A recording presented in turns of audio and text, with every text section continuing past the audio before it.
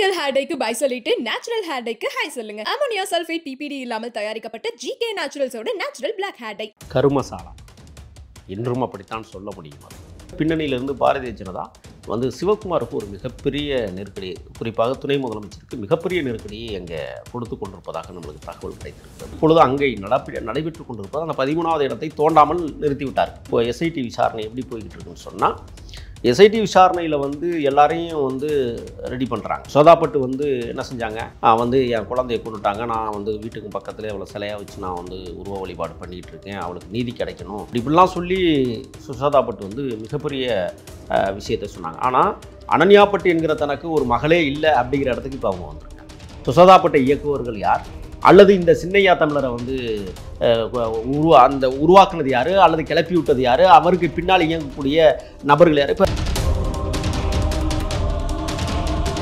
அங்கே இருக்கிற சில ஊடகவியலாளர்கள், வழக்கறிஞர்கள், இவர்களெல்லாம் ஒன்று சேர்ந்து சின்னையாவை பாதுகாக்கணும், சின்னையாக்கிட்ட இருந்து நிறைய விஷயங்கள் இருக்குது, ஆனால் அவர் வந்து பயந்துக்கிட்டு எதையுமே சொல்லாமல் மறுத்துக்கிட்டு இருக்கிறார். இன்றைக்கி வர சில விஷயங்களை மட்டும்தான் சொல்லியிருக்கிறாரு, பல விஷயங்கள் அவருக்குள்ளே இருக்குது, அதனால் அவரை பாதுகாக்கணும் அப்படிங்கிற ரீதியில் அவங்க உச்சநீதிமன்றத்திலே அபிடவிட் ஒரு மனு தாக்கல் போட்டு அவருக்கு பாதுகாப்பு உரிய விஷயத்தை கொடுக்கணும்னு சொல்லிக்கிட்டு இருக்கிற இந்த நேரத்தில் எஸ்ஐடி டீம் வந்து இப்போ இவரையே கைது பண்ணி சிறையில் அடைக்கிறாங்க. அதாவது எங்கன்னா, அவர் தான் சொல்லியிருக்காரு, நான் சென்னையில் வந்து சில காலம் தங்கியிருந்தேன் 2 வருஷத்துக்கிட்ட, அப்போ என்னை நெருக்கடி நிறைய பேர் கொண்டாந்து கொடுத்தாங்க, நீ வந்து தர்மசாலாவை பற்றி சொல்லு, தர்மசாலாவில் என்ன நடக்குது பற்றி பேசு அப்படின்னு பின்னால் இருந்து இயக்கியதாக ஒரு செய்தி கசியுது. அப்போ நம்ம என்ன கேட்குறோம்னா, சின்னையா தமிழரை இயக்கியவர்கள் யார்? அனன்யாப்பட்டு வந்து படுகொலை செய்யப்பட்டு 500 மீட்டர் கோயிலுடைய 500 மீட்டரில் தான் புதைக்கப்பட்டதாக சொல்லப்பட்டது. இன்றைக்கி வர வந்து அந்த தேடுதல் வேட்டையை வந்து இன்றைக்கி வர நிறுத்தி வச்சுட்டாங்க. என்னென்னா தோண்ட நிறைய வரும். அந்த 13வது அந்த புள்ளியை ஏன் தோண்டலைங்கிறதான் இப்போ நம்ம வைக்கிற விவாதம்.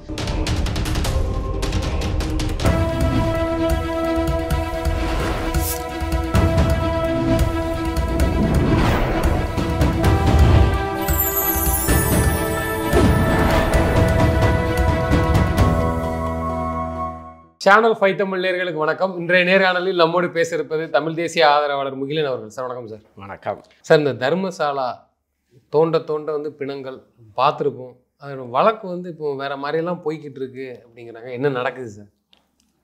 கருமசாலா இன்றும் அப்படித்தான் சொல்ல முடியும். அதை கருமசாலா. ஆமாம், கருமசாலா. ஓகே, கருமசாலா. ஓகே, நம்ம ஏற்கனவே நமது வலையொலித்தளத்தில் தான் அந்த முகமூடி அணிந்த லீமா ஷில்பவர் யார் அப்படிங்கிறத நம்ம சொல்லியிருந்தோம். சின்னையா அப்படிங்கிற ஒரு தமிழர், அவர் வந்து பூர்வீக குடி தமிழராக இருக்கிறார். அவர் ஆதிக்குடியை சேர்ந்தவர், பறையர் குடியை சார்ந்தவர். ஏன் சாதியை குறிப்பிடுகிறோம் என்றால், அந்த ஜாதி தான் இன்றைக்கு கர்நாடகாவில் மிகப்பெரிய பூகம்பத்தை கிளப்பியிருக்கிறது. நீங்கள் வந்து கவுடா சமூகத்திலிருந்தோ அல்லது வந்து லிங்காயத்தார் சமூகத்திலிருந்தோ இந்த பிரச்சனையை வந்து இதை வெளியில் கொண்டு வந்திருந்தால் நிச்சயமாக இது வேறு ரீதியில் கொண்டு போயிருப்பாங்க. கவுடா சமூகமாக இருந்தாலும் சரி, அல்லது லிங்காயத்தார் சமூகமாக இருந்தாலும். ஆனால் இது பறையர் சமூகமாக இருக்கிற காரணத்தால் முற்றிலுமாக எல்லாத்தையும் மூடி மறைப்பதற்கான எல்லா வேலைகளையும் பாரதிய ஜனதா, முதல்வர் சித்தராமையா எல்லாரும் அப்படி எடுத்துக்கலாம். இதில் துணை முதலமைச்சர் சிவகுமார் வந்து நவம்பர் 6க்குள்ளே தனக்கு முதலமைச்சர் பதவி வரணும்னு சொல்லிட்டு ஒரே படி அடிக்கிறார். நீங்கள் அவர் வந்து அந்த கரும மசாலாவுக்கு வந்து மிகப்பெரிய உதவி செய்து பங்காற்றக்கூடியவர். நீங்கள் வந்து சிவகுமாரை பார்க்கணும். ஏன்னா இப்போ நீங்கள் சித்தாராமையா குறிப்பிட்டீங்க, சித்தாராமையா வந்து ஒரு சமூக நீதி பேசக்கூடிய ஒரு நபர், பெரியாரிஸ்ட் அவர்.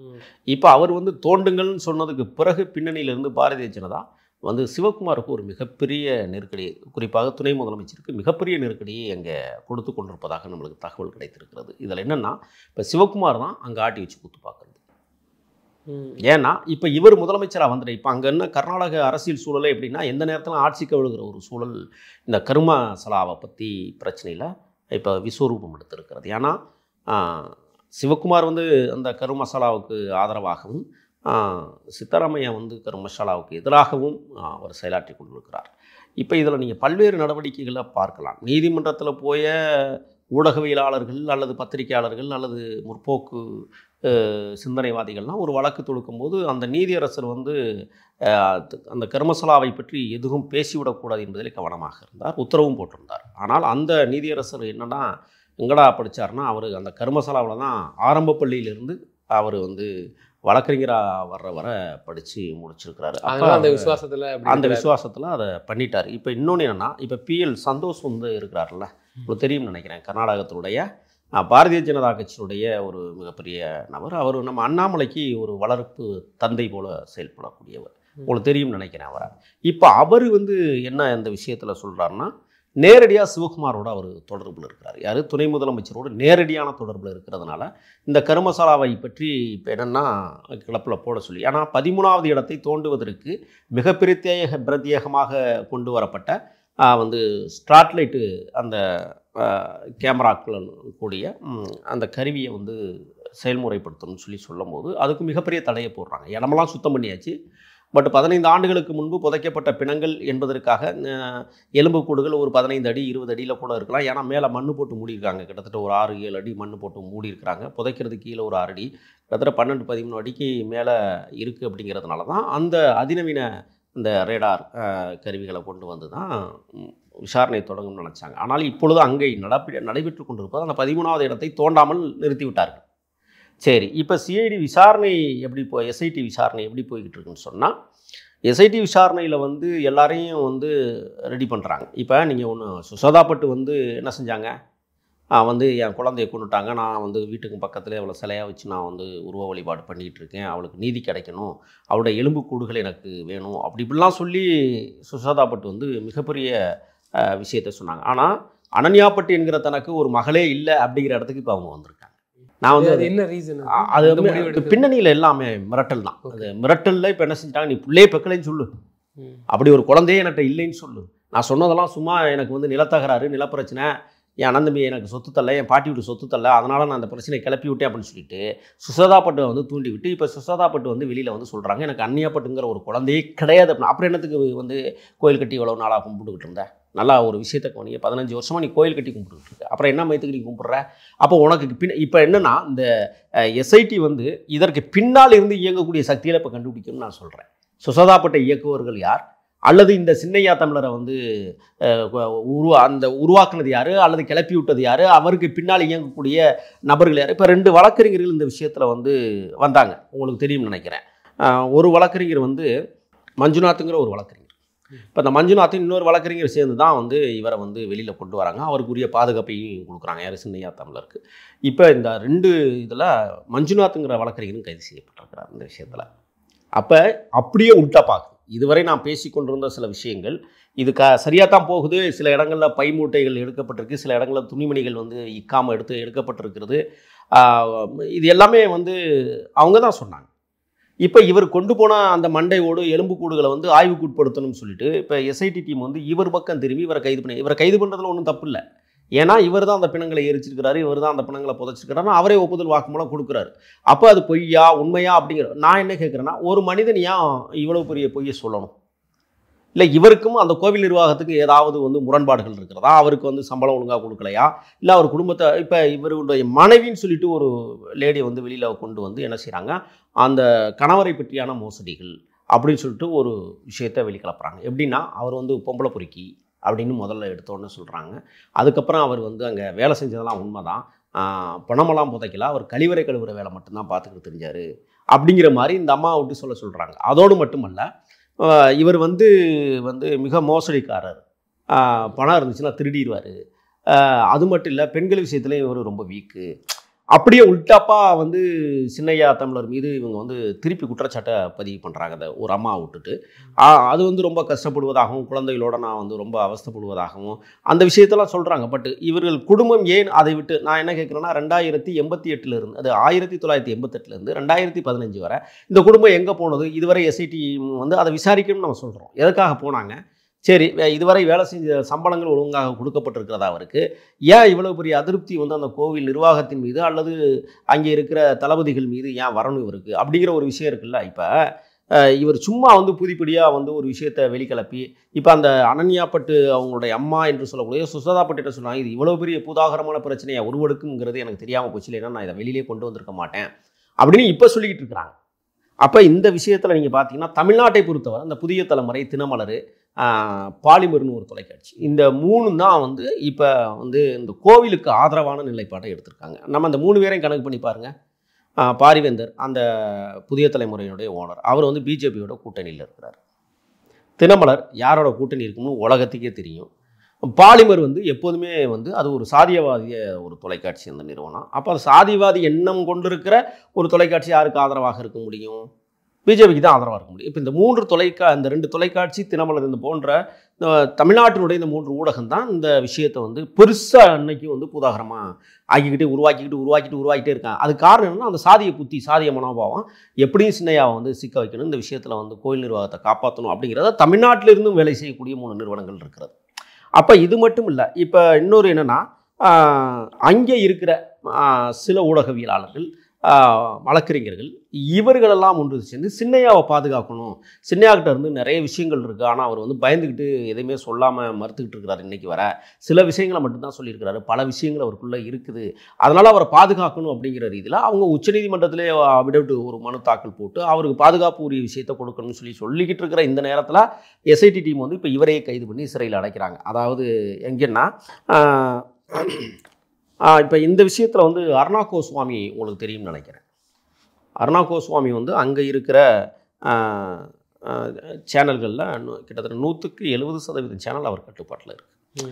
இப்போ அவர் என்ன செய்கிறாரு, ரிபப்ளிக் கன்னடா அப்படிங்கிற ஒரு இதில் இந்த கோவில் நிர்வாகம் வந்து மிகச்சிறந்த நிர்வாகம், இந்த நிர்வாகம் வந்து அதனால தான் அவருக்கு வந்து நாடாளுமன்ற உறுப்பினர் பதவியை பாரதிய ஜனதா கட்சி கொடுத்துச்சு. யாரை, வீரேந்திர ஹெக்டேவுக்கு ஏன் எம்பி பதவி கொடுத்தாங்கிறதுக்கு ஒரு சிறப்பு பிரத்யேகமான ஒரு காணொலியை இங்கே வெளியிடுறாங்க. ஏன் இதை செய்கிறது வந்து அருணா கோஸ்வாமி தான் அதை பண்ணிக்கிட்டு இருக்கிறாரு. இப்போ அங்கே என்னென்னா, மற்ற ஊடகங்களும் அந்த கோயிலை வந்து தூக்கி பேச ஆரம்பிச்சிட்டாங்க. இப்போ இந்த சின்னையா தமிழரை பயங்கரமாக வந்து கேலி சித்திரம் போட்டு பயங்கரமாக இது பண்ணிகிட்டு இருக்கிறாங்க. அப்போ எந்த லெவலுக்கு அங்கே சாதிய வன்மம் தலை தூக்கி இருக்கிறது அப்படிங்கிறதையும் நம்ம இதன் மூலமாக தெரிஞ்சுக்க முடியும். ஒன்று, கவுடான் பேர் வச்சிருக்கிறவன் எப்படி வந்து சாதி இல்லாமல் இருப்பான்? நல்லா யோசிச்சு பாருங்க நீங்கள். இப்போ இவனுங்கள்லாம் வந்து இப்போ பாரதிய ஜனதா மட்டும் இல்லை, இது காங்கிரஸும் பின்னாடி இருக்குங்கிறதான் வேதனைக்குரிய விஷயமா இருக்குது கர்நாடகா பொறுத்தவரை. இப்போ என்னைக்கு வேணாலும் சிவகுமார் வந்து ராகுல் காந்திக்கு எதிரானவராக மாற போகிறார், அதில் மாற்றமே இல்லை. ஆட்சியை கைப்பற்றணுங்கிறதுல அவர் துடியாக துடிச்சிட்டு இருக்கிறார். அப்போ அவர் ஆட்சி மாற்றத்துக்கு வழிவகுக்கணும்னு சொன்னால் இது போன்ற சம்பவங்களை பாஜகவுக்கு நம்ம ஆதரவு நிலை எடுத்தால் தான் நம்ம இங்கே வந்து இந்த மாதிரியான ஒரு இடத்துக்கு வர முடியுங்கிற ஒரு பெரிய ஆசையில் வந்து சிவகுமார் இப்போ செயல்பட்டுக்கிட்டு இருக்கிறதையும் கர்நாடகா மக்கள் பார்த்துக்கிட்டு தான் இருக்காங்க. அது மட்டும் இல்லை, இப்போ இந்த சின்னையா தமிழர் வந்து நேற்று காலையில் 5 மணிக்கு கைது செய்யப்பட்டாங்க, வீட்டில் வச்சு. அதிகாலையில் 11 மணிக்கு கைது வந்து நீதிமன்றத்தில் கொண்டு போய் ஆசர்படுத்தியிருக்கிறாங்க. அப்போ 11 மணிக்கு ஆசர்படுத்தி சிறையில் கொண்டே வச்சுட்டாங்க. ஆனால் மறு விசாரணை அல்லது நீதிமன்ற விசாரணை என்பதெல்லாம் இனிமே தான் அவங்க கேட்பாங்க, என்ன ஏது அப்படிங்கிறத. இதில் வந்து பாருங்கன்னா, அனன்யாப்பட்டு வந்து படுகொலை செய்யப்பட்டு 500 மீட்டர் கோயிலுடைய 500 மீட்டரில் தான் புதைக்கப்பட்டதாக சொல்லப்பட்டது. இன்றைக்கி வர வந்து அந்த தேடுதல் வேட்டையை வந்து இன்றைக்கி வர நிறுத்தி வச்சுட்டாங்க. என்னென்னா, இன்னும் தோண்ட நிறைய வரும். அந்த 13வது அந்த புள்ளியை ஏன் தோண்டலைங்கிறதான் இப்போ நம்ம வைக்கிற விவாதம். அதை தோண்டுவதற்கு முன்னால் அவர்கள் அந்த இடத்த சுத்தம் பண்ணியிருக்காங்க, மரமட்டைகள் மண்டி இருந்துச்சு, அது எல்லாமே ஜேசிபி கொண்டு 4 ஜேசிபி வந்து அழிச்சிருக்கு ஒரு 6 ஏக்கர் பூமியை. அப்போ இதையெல்லாம் சரி பண்ணிட்டு ரேடார் மூலமாக கண்காணிக்கணும் அப்படின்னு சொல்லிட்டு எக்ஸாக்டா இந்த இடத்துல இருக்கு அந்த 13வது புள்ளி இடம் அவன் சொன்ன, அதாவது சின்னையா சொன்ன 13வது புள்ளி பாயிண்ட், அந்த பாயிண்ட்டை வந்து இவங்க நோண்டாமல் அப்படியே தடுத்து நிறுத்திட்டாங்க. ஆர்ப்பாட்டம், போராட்டம், தர்மசாலாவை காப்பாற்றுவோம் அப்படிங்கிற பேரில் பேரணி, இதெல்லாம் வந்து காங்கிரஸில் இருக்கிற ஒரு பிரிவினரும், அந்த பக்கம் பார்த்தீங்கன்னா பாஜக முழு மனதோடும். இப்போ இதில் வந்து என்னென்னா, ஜெயின் இருக்குல்ல, ஜெயின் சமூகத்தை சேர்ந்த சில மிக முக்கிய புள்ளிகள் வந்து இந்த விஷயத்தில் வந்து பாரதிய ஜனதாவுக்கும் ஆதரவு எடுக்கிறாங்க, காங்கிரஸுக்கும் ஆதரவு எடுக்கிறாங்க. எப்படியாவது இதை மூடி மறைச்சிருங்க. ஏன்னா அங்கே வீரேந்திர ஹெக்டே வந்து ஜெயின் சமூகத்தை சார்ந்தவர். இப்போ எங்கே வந்து இப்படி சுற்றிக்கி நிற்குதுன்னு பாருங்கள். அது மட்டும் இல்லை, 500 மீட்டரில் கொலை செய்யப்பட்ட சௌசன்யா வந்து இன்றைக்கி எலும்பு கூட எடுக்கணும்னு சொல்லுகிற போது 2012 அவங்க வந்து செத்தாங்க. இப்போ இன்றைக்கி என்ன வருஷம் ஆச்சு? 13 வருஷம் ஆச்சு. 13 வருஷமாக அவங்க அம்மா வந்து தேடிக்கிட்டு தான் இருக்கிறாங்க. இன்றைக்கும் வந்து எனக்கு நீதி வேணும்னு தான் சொல்லிடுறாங்க. ஆனால் அவங்களே இப்போ முன்னாடி வந்து இதை பேசுகிறதுக்கு வந்து தயங்குறாங்க. 1992லேருந்து 2014 வரை வேலை செய்த இந்த சின்னையா தமிழர் கிட்டத்தட்ட 100க்கும் மேற்பட்ட பிணங்களையும் நான் வந்து புதைச்சும் இருக்கிறேன்னு சொல்லி முதல்ல சொன்னவர் இப்போ அப்படியே வந்து இது எல்லாம் பொய்ன்னு சொன்னால், அப்போ ஒரு நாளைக்கு 3 லட்ச ரூபா செலவு செய்து எஸ்ஐடி டீம் வந்து இங்கே கடுமையான வேலை செய்யுது. கிட்டத்தட்ட நல்லா யோசிச்சு பாருங்கள், ஒரு மாதத்துக்கு மேலே வேலை செய்கிறாங்க. ஒரு நாளைக்கு 3 லட்ச ரூபாய்னா எவ்வளோ செலவு? கிட்டத்தட்ட 1 லட்சம் 1.5 லட்சம் ரூபா செலவழித்து இவ்வளோ பெரிய இடத்த இப்போ இந்த தண்டத்தொகையை சின்னையா தமிழர் மீது போட முடியுமா? நீதிமன்றம் அதுக்கு அனுமதி கொடுக்குமா? இப்படியான ஒரு கேள்வி இருக்குது. சரி, சின்னையா தமிழர் நீங்கள் கைது பண்ணிட்டீங்க, சரி நல்லது, புதைச்சது எரிச்சது பொய்யான தகவல் சொன்னதுனே வச்சுக்குவோம். சரி, இவர் பொய்யான தகவல் சொன்னதின் அடிப்படையில் வந்து அவரை கைது செய்திருக்கிறீங்க. நாங்கள் கண்ணால் பார்த்தோம்னு நிறைய பேர் வந்து சொன்னாங்கல்ல, இவர் வந்து புதைச்சாரு, இவர் வந்து எரிச்சாரு. யார்? சின்னையா தமிழர் வந்து புதைச்சதை நாங்கள் பார்த்தோம், எரிச்சதே நாங்கள் பார்த்தோம் அப்படின்னு சொன்னவங்கள நீங்கள் என்ன பண்ண போகிறீங்க? அப்படி சொன்ன சமூகம் யாரானா கவுடா சமூகத்தை சேர்ந்தவங்க. இப்போ அங்கே எவ்வளோ தூரம் சாதியம் வந்து இது மட்டும் இல்லை, இப்போ அங்கே வந்து 30 வருஷம் காணாமல் போனவர்கள் பற்றியான ஒட்டுமொத்த கர்நாடகாவை எங்கெங்கே காணாமல் போயிருக்காங்க எல்லா லிஸ்ட்டும் எடுங்கயா அப்படிங்கிறது நோக்கம் தான். என்ன சார் கடத்தி? இல்லை, இது வந்து இப்போ இந்த விஷயத்தில் இன்னைக்கு முரண்பட்ட தகவல் இல்லை, வேற ஏதாவது விஷயத்துக்காண்டி கொண்டு போயிச்சிருக்காங்களா? இல்லை என்ன ரீசன்? அதாவது 3 விஷயம் இங்கே இருக்குது. ஒன்று, நான் சிவனை பார்க்க தரிசிக்க வருகிறேன், என்னை நானே சிவனிடம் ஒப்படைத்துக் கொள்ளுகிறேன் என்று தற்கொலை வரக்கூடியவர்கள் நிறைய பேராம் இங்கே. ஓகே. அதில் வந்து என்ன செஞ்சுருக்கிறாங்கன்னா பொறுக்கி எடுத்துருக்கிறாங்க. அழகான பெண்கள் யார் சிவனுக்காக தேயாமல் அதெல்லாம் பொறுக்கி எடுத்துக்கொண்டு அல்ஜா குல்ஜா வேலையெல்லாம் முடிச்சு அங்கேயே முடித்து எரிச்சு விட்டுறோம். இப்படியான தகவல்கள் தான் நமக்கு கிடச்சிருக்கு. ஒன்று. ரெண்டாவது, இது மட்டும் இல்லாமல் நீங்கள் சௌசன்யா வந்து கிட்டத்தட்ட 300 மீட்டர் 500 மீட்டருக்கு அப்பால் நடந்து போனதை நாங்கள் பார்த்தோம், அதுக்கப்புறம் காணலை. இதில் வந்து என்னென்னா ஒரு விஷயம் என்னென்னா, அங்கே இருக்கிற ஒரு 4-5 பெண்கள் வந்து வேலைக்கு போகிறதுக்காக காலையில் உட்காந்துட்டு இருக்காங்க. இது வேலை விட்டு வந்திருக்காங்க வெளியில், இருட்டாக போகுது. அங்கே வந்த கோவில் நிர்வாகத்தினர் ஒரு 6 குண்டர்கள் எதுக்கு இங்கே உட்காந்துக்கிட்டு இருக்கிறீங்க அப்படின்னா, பஸ்ஸுக்காக வெயிட் பண்ணுறோம். அப்போ தான் அந்த சௌசன்யா அந்த கடந்து போயிருக்கு. அவங்க வாக்குமூலம் கொடுக்குறாங்க. போன ஒரு 5 நிமிஷத்தில் சௌசன்யா வந்து காணும் அப்படிங்கிற ஒரு தகவல் தேடுறாங்க. அவங்க தாய்மாமையை வந்து பார்த்துட்டு வீட்டுக்கு போன அந்த வர்றேன்னு சொல்லிட்டு போகிறாரு. அப்போது அந்த காட்சியும் அங்கே வேலைக்கு போனவங்க பார்த்துருக்காங்க. இப்போ அதுலேயே 2 பேர் வந்து இந்த 6 பெண்கள் அந்த இடத்துல இருந்ததை நோட்டமிட்டுருக்காங்க. யார் இதில் அழகான, இதில் யாராவது தூக்குவோமா அப்படிங்கிறதையும். அப்போ ஒரு பெரிய டீமு பின்னாடி இருந்து ஏதோ வேலை செஞ்சுருக்கிறதாகத்தான் இப்போ அங்கே இருக்கிறவங்க வாக்குமூலம் கொடுத்துருக்குறாங்க. அப்போ இந்த விஷயத்தில் பார்த்திங்கன்னா மாண்டியா மாவட்டத்தை சார்ந்தவன் தான் நம்ம சின்னையா தமிழர். இப்போ அதே மாண்டியாவில் வடநாடி அப்படிங்கிற ஒருத்தர் ஸ்டாலின், அவர் வந்து பெண்கள் சுதந்திர இயக்கம் அப்படிங்கிற ஒரு இயக்கத்தை தோற்றுவிச்சு அவர் காலங்காலமாக இங்கே போராடிக்கிட்டே இருக்கிறார். இப்போ அவர் வந்து என்ன சொல்கிறாரு சொன்னால், ஒட்டுமொத்த கர்நாடகாவில் காணாமல் போனவர்களுடைய பெண்களுடைய பட்டியலை வந்து நாங்கள் தர்றோம், இதையெல்லாம் வந்து எஸ்ஐடி டீம் கண்டுபிடிக்கணும், ஒவ்வொரு பணமும் எங்கே இருக்குது, உண்மையாக உயிரோடு இருக்காங்களா இல்லை செத்துட்டாங்களா, எதுக்காக செத்தாங்க, எப்படி செத்தாங்க, இதெல்லாம் கண்டுபிடிக்கிறதுக்கு வந்து உங்களுக்கு பெரிய வேலை இருக்கே, செய்வீங்களான்னு கேட்குறாங்க. அப்போ அவங்க வந்து ஆதாரத்தோட சில விஷயங்களை இங்கே வந்து இப்போ எவிடன்ஸ் கதிர் எப்படி பண்ணுறாரோ அதே மாதிரி அங்கே அவங்க வந்து அதை செஞ்சுக்கிட்டு இருக்காங்க. அதே மாதிரி ஐ விட்னஸில் 3 பேர் 2 பேர் வந்து இதில் என்ன செய்கிறாங்கன்னா, இயற்கை வைத்தியசாலைக்கு வந்து நாங்கள் வந்து மருந்தெடுக்க வந்தோம் அப்படிங்கிற ஒரு விஷயத்தை அங்கே இந்த யாருன்னா சௌசன்யா படுகொலையில் சாட்சியங்களாகவே வரக்கூடியவர்கள் வந்து சொல்லியிருக்காங்க. நாங்கள் இயற்கை வைத்தியத்துக்கு வரும்பொழுது நேச்சுராலிட்டி கிளினிக்குன்னு அங்கே ஒன்று செயல்பட்டுக்கிட்டு இருக்கு. அந்த கிளினிக்கு நாங்கள் வரும்போது நாங்கள் சௌசன்யாவை பார்த்த ஒரு 5 நிமிஷத்தில் அந்த பொண்ணு எங்களை காணாமல் போயிடுச்சு. இது வந்து ஒரு 4-5 பேரும் அந்த பொண்ணை பின்தொடர்ந்தாங்க அப்படிங்கிறது அந்த இயற்கை வைத்தியசாலைக்கு வந்த பெண்கள் வந்து ஒப்புதல் வாக்குமூலம் கொடுத்தாங்க. இப்போ அதை பற்றியான எஸ்ஐடி டீம் விசாரிக்குதானா? விசாரிக்கலை, அதை அப்படியே கிடப்பில் போட்டாங்க. இப்போ இந்த மாதிரி விஷயங்கள் அதற்கு பிறகு சசன்யா படுகொலை முடிஞ்சதுக்கு பிறகு இதில் வந்து சின்னையா தமிழர்கிட்ட இப்போ வந்து எஸ்ஐடி டீம் என்ன கேள்வி இருக்குன்னா, உனக்கு பின்னால் யார் உன்னை செயலாற்றியது, தமிழ்நாட்டுக்கு நீ போனோம்னு சொன்னிய, தமிழ்நாட்டில் உன்னை ஆட்டி வித்தது யார், அப்போ இங்கே இருக்கிறாங்க அப்படின்னு அவங்க கேட்குறாங்க. ஏன்னா அவர் தான் சொல்லியிருக்காரு, நான் சென்னையில் வந்து சில காலம் தங்கியிருந்தேன் 2 வருஷத்துக்கிட்ட, அப்போ என்னை நெருக்கடி நிறைய பேர் கொண்டாந்து கொடுத்தாங்க, நீ வந்து தர்மசாலாவை பற்றி சொல்லு, தர்மசாலாவில் என்ன நடக்குதுங்க பற்றி பேசு அப்படின்னு பின்னால் இருந்து இயக்கியதாக ஒரு செய்தி கசியுது.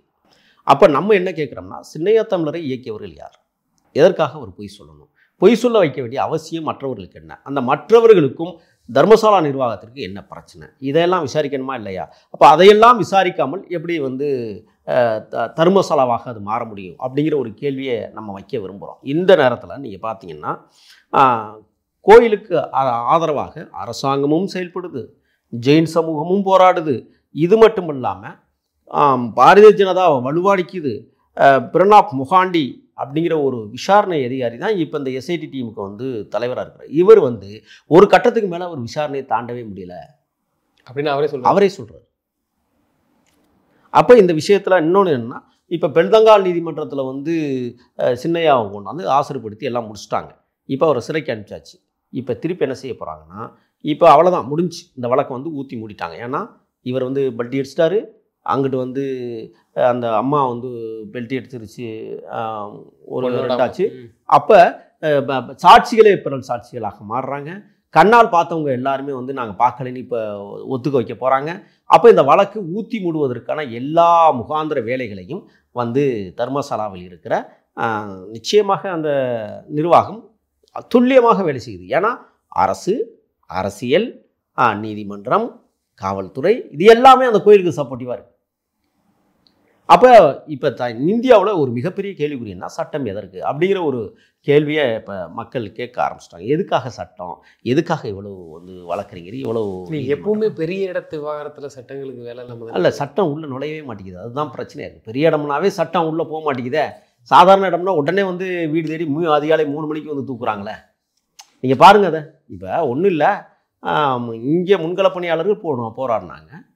முன்களப் பணியாளர்கள் போராடும்போது இரவோட இரவாக எவ்வளோ ஸ்பீடாக அள்ளி கொண்டே போய் அவங்கள அடைச்சி துன்புறுத்தி பிரித்து யாரையுமே சந்திக்க விடாமல் அப்புறம் நீதிமன்றத்துக்கு போய் யாரும் பேசக்கூடாதுன்னு சொல்லி ஒரு சட்ட ஆணையம் வாங்கி எவ்வளோ பிரச்சனையை நெருக்கடியை கொடுத்தாங்க. ஏன்னா சாமானிய மக்களுக்காக நீதிமன்றம் கடுமையாக நடந்து கொள்கிறதோ என்கிற எண்ணம் நமக்கு வருது.